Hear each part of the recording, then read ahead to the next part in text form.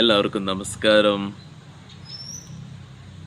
അഘോരികൾ, അഘോര പാത. ഇന്ന് ആധുനിക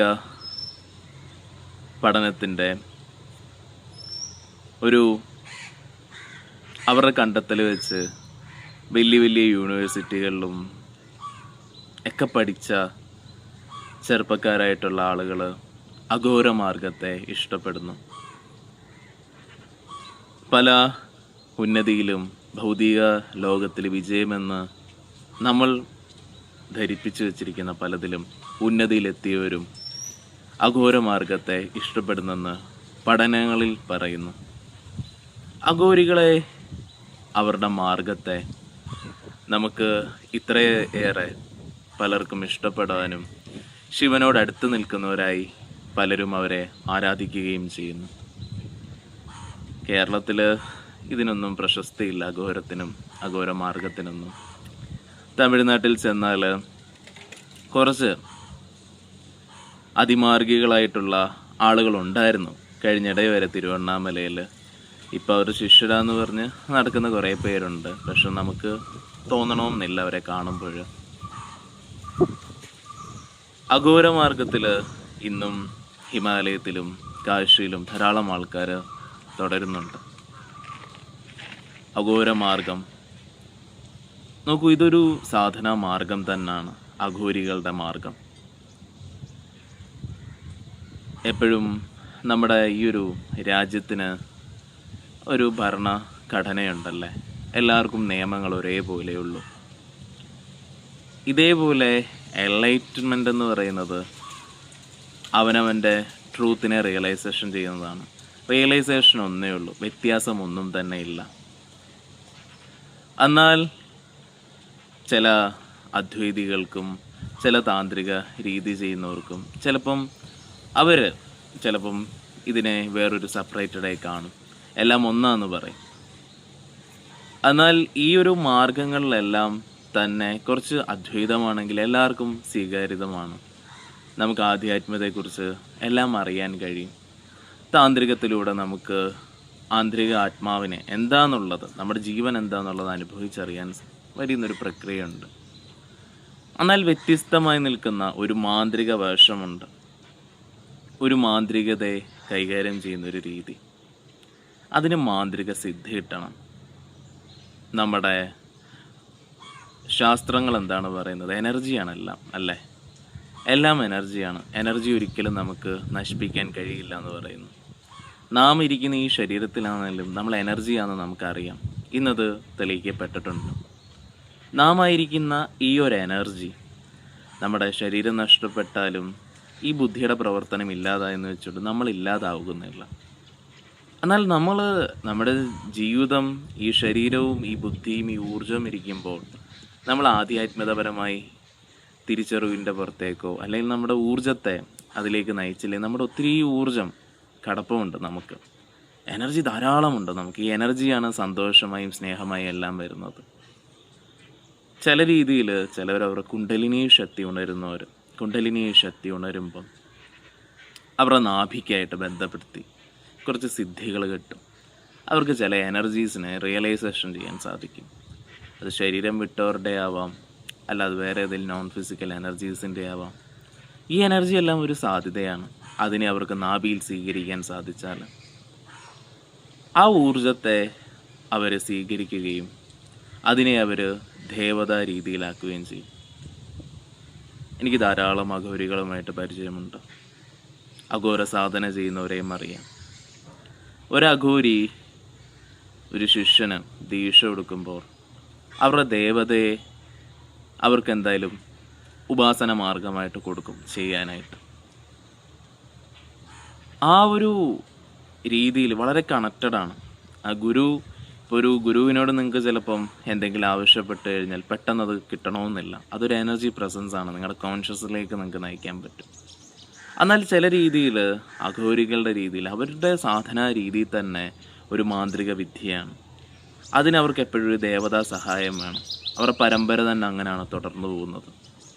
അതിലേക്ക് അവർ അതിനായിട്ടുള്ള രീതിയിൽ ഒരുക്കും. ഒരു അഘോരി, നിങ്ങൾക്കത് സ്വീകാര്യതപരമാണെങ്കിൽ കേൾക്കാം, അല്ലെങ്കിൽ വിട്ടുകളയാം.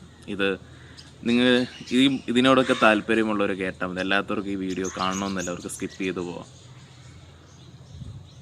ഒരു അഘോരി എൻ്റെ അരികിൽ, ഞങ്ങൾ എന്തോ ഒരു സംസാരത്തിൻ്റെ ഇടയിൽ അദ്ദേഹത്തിന് നൈറ്റ് സമയത്ത് ബലി കൊടുക്കണം.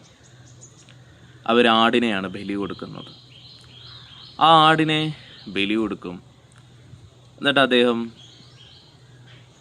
അർദ്ധരാത്രി മുഴുവനും അവർക്ക് അതിൻ്റെ നമുക്കെല്ലാം പകലാണ് സാധനമെങ്കിൽ, സന്ധ്യാസമയങ്ങളിലും പുലർച്ചെ സൂര്യ ഉദയത്തിന് ശേഷമുള്ള സമയത്തും സാധനമെങ്കിൽ, ഇവരുടെ സാധന 12 മണിക്ക് ശേഷമാണ്.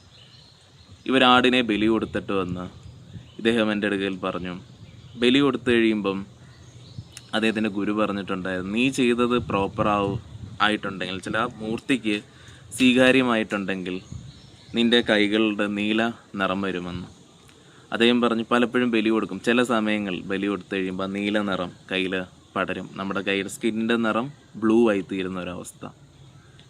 അത്രയും ഫിസിക്കലി നമുക്ക് ആ ഒരു അവരുടെ രീതിയും കാര്യങ്ങളും നമുക്ക് ചിലപ്പോൾ ബോധിക്കില്ല.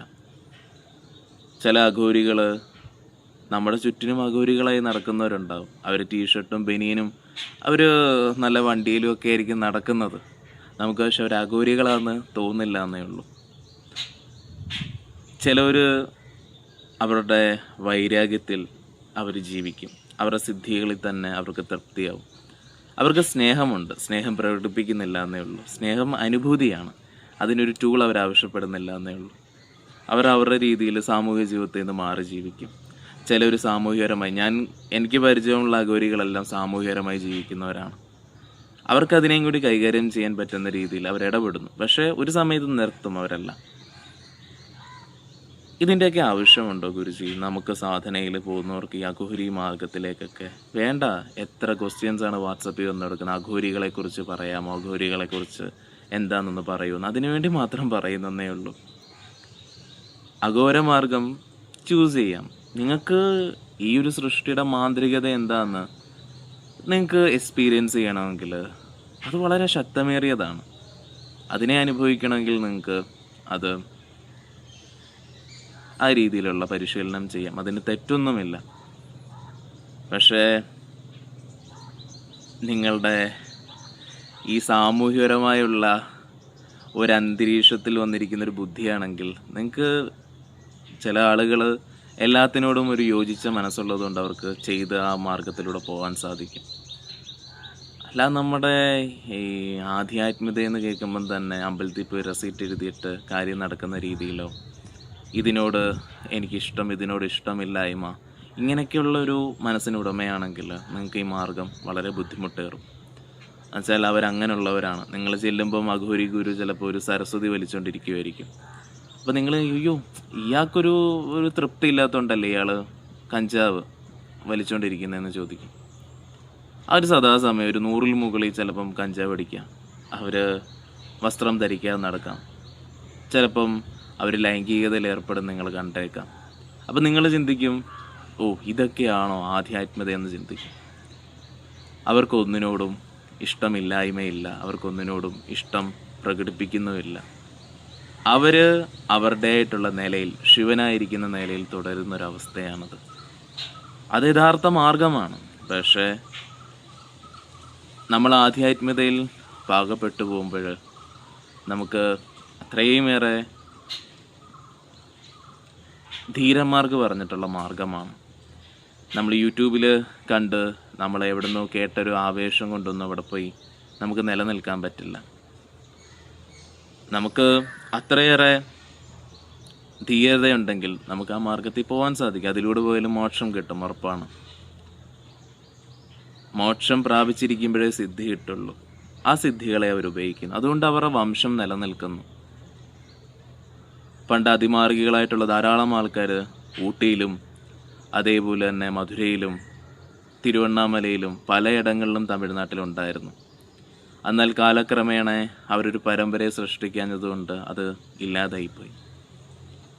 വളരെ തീവ്രമേറിയ അതിമാർഗികളായിരുന്നു അവർ.